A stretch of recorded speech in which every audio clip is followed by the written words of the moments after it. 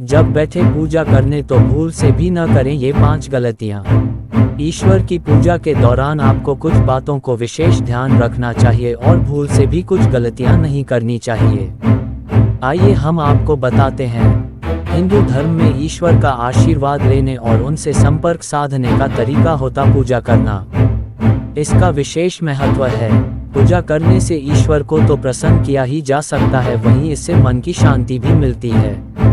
मगर पूजा करते वक्त कुछ बातों का विशेष ध्यान रखना चाहिए, वरना इससे शुभ होने की जगह अशुभ भी हो सकता है। तो चलिए आज हम आपको बताएंगे कि पूजा करने के दौरान आपको कौन सी 5 मुख्य बातों का ध्यान रखना है। सबसे पहले किस भगवान की करें पूजा।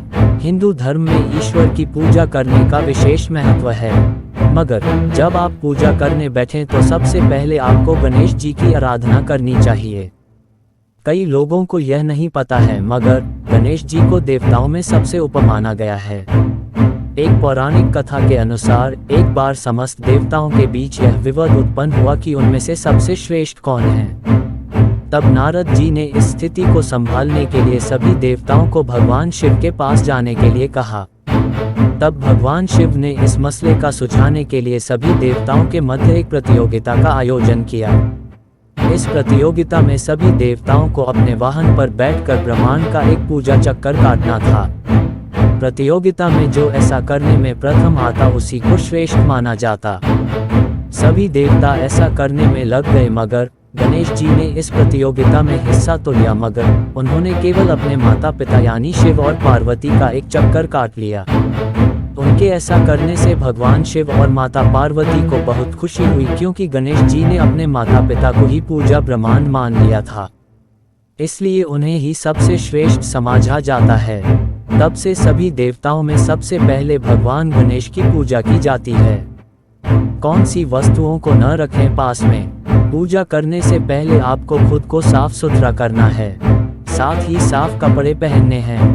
पूजा के दौरान कोई भी झूठा बर्तन, जूते, चप्पल और चमड़े का सामान अपने पास न रखें। वहीं आपको पूजा की थाली में बासी फूल और बासी भोग भी नहीं रखना चाहिए। इतना ही नहीं, आपको पूजा करने के दौरान इस बात का भी ध्यान रखना है कि आपके पास कोई भी ऐसी वस्तु न हो जो अनुचित हो। किन मूर्तियों की न करें पूजा। शास्त्रों में लिखा है कि खंडित मूर्तियों की पूजा नहीं करनी चाहिए। ऐसा कहा जाता है कि इस तरह की मूर्तियों की पूजा करने से कोई फल नहीं मिलता है। अगर आपके घर में ऐसी मूर्तियां हैं तो आपको उन्हें अपने घर से हटाकर किसी पेड़ के नीचे रख देना चाहिए या फिर मंदिर में दे देना चाहिए। शास्त्रों में ऐसी मूर्तियों को नदी में विसर्जित करने की बात लिखी हुई है, मगर नदियां अब उतनी पवित्र नहीं रही कि मूर्तियों को विसर्जित करके उन्हें और मैला किया जाए। इसके अलावा आपको देवताओं की युद्ध करते हुए जो मूर्तियां बनाई जाती हैं उन्हें भी नहीं रखना चाहिए। इससे घर में सदैव लड़ाई होती है। देवी लक्ष्मी अगर खड़ी हुई मुद्रा में है तो वास्तु के हिसाब से आपको यह तस्वीर भी नहीं रखनी चाहिए। इससे लक्ष्मी घर में नहीं टिक पाती। क्या है रोली चावल का महत्व। हिंदू धर्म में ईश्वर की पूजा के दौरान माथे पर तिलक लगाने का विशेष महत्व है। तिलक के बाद चावल लगाने का भी महत्व है। ऐसा इसलिए किया जाता है क्योंकि यह शुद्ध होता है। वहीं चावल से सकारात्मकता का घर में प्रवेश होता है। आपको इस बात का ध्यान रखना चाहिए कि जब आप चावल को पूजा की थाल में रख रही हैं तो आपको ध्यान रखना है कि वह टूटे हुए न हो। अगर चावल टूटे हुए होंगे तो यह घर में खुशी की जगह दुख ही लाएंगे।